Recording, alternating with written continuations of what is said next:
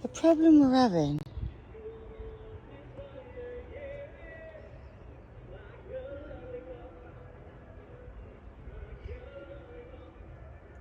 is bugs.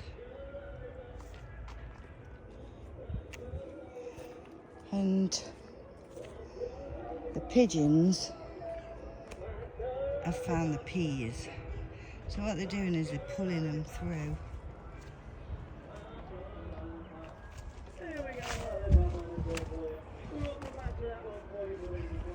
They're actually pulling them through the wire.